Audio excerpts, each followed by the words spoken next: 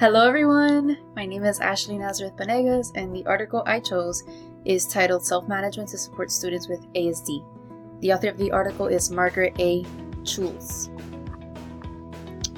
Okay, so the article focuses on implementing different self-management strategies to support students with autism spectrum disorder, otherwise known as ASD. Those students with ASD are characterized by various impairments such as social, communicative, behavioral, choice of personal interests, and/or activities. The article describes the benefits to implement student self-management to positively change the behavior or the frequency of the behavior the student with ASD would portray in the classroom. As stated in the article, self-management is a set of procedures that students can be taught to apply to their own behaviors to change them. Students are taught to observe, assess, and modify their own behavior. The goal of self-management is that the student will be able to focus and complete their work independently and on time. It would also promote student independence, competence, self-reliance, and self-awareness. Before having the student participate in self-management, teachers need to ensure that the student will be able to perform the targeted behavior. Before creating any type of self-management system, it is important to understand and choose which type of data collection system will be used to monitor student behavior. The article went over several strategies for self-management: self-monitoring, goal setting, self-instruction, and self-graphing or self-charting. Self-monitoring is most commonly used to improve on-task behavior, task engagement, academic productivity, and various social behaviors such as social interactions. This has two parts: self-observation, which is where the student examines his or her own behavior, and self-recording, where the student marks down what the target behavior occurred. I attached an example of a self-monitoring chart that was located in the article on this slide. Goal setting is when the student sets a target for a behavior change, which will help motivate the student and creates a progress toward that created goal.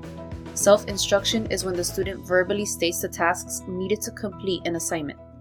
Finally, self-graphing or self-charting is when the student visually monitors progress by graphing their behavior progress on a chart or graph. The author of the article believes that there is an increased amount of students with ASD being placed in the general education classroom. Because of this, the general education teacher may be limited on the self-management procedures and strategies available for these students.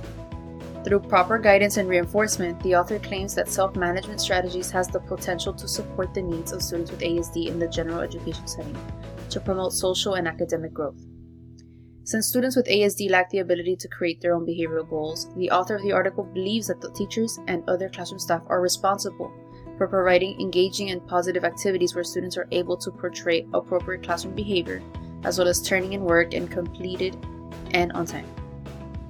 The author of the article believes that there are advantages for both the general education teacher and the special education teacher by implementing self-management procedures in the classroom for the student with ASD.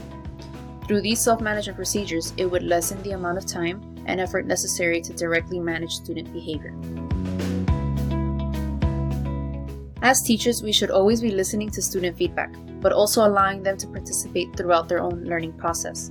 By having students with ASD participate in observing, assessing, and modifying their own behavior, students are going to build independence and skill development. Students will be able to identify the frequency of the behavior and when it usually occurs. As a beginning general education classroom teacher, I was not familiar with the different self-management strategies until I read this article. During my internship, my cooperating teacher and I would track student behavior using a chart, where the teacher circled a sad or a happy face based on the student's behavior throughout the day. However, I have not had this much of a detailed explanation as mentioned in the article. I believe the information in the article has proved to be very helpful and insightful since I only have 4 months of teaching experience.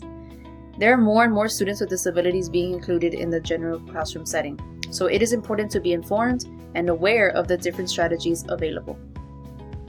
Before having students complete their own self-management procedure, it is important to model and guide students throughout. As students are completing their self-management task, teachers can reinforce the students' use of self-management through verbal praise or with the delivery of a predetermined reward. I believe it is important to keep students motivated by letting them know how well they are progressing by using appropriate praise that will support the student academically and socially. In order to effectively use self-management to support students with ASD, it is important to collaborate with other teachers, parents, and other school staff, such as a special education teacher. When working with other teachers who have used self-management strategies, those teachers can provide insight on what has worked or what was changed to prove more effective. Parents can also collaborate by being part of the process. They would share their own input on what they think would be most effective based on what they already know about their child. After each self-monitoring session, it is important to check in with the student by providing appropriate feedback. By providing feedback, students would be further guided on what is expected. Teachers should also provide specific praise that names the positive behavior observed, such as "great job staying on task" and "your pencil was moving the whole time." Once the student has established the positive behavior, it is important to fade the system to promote independence. Fading is accomplished by gradually increasing the length of the intervals or the session length in general, and then removing materials completely and providing verbal check-ins.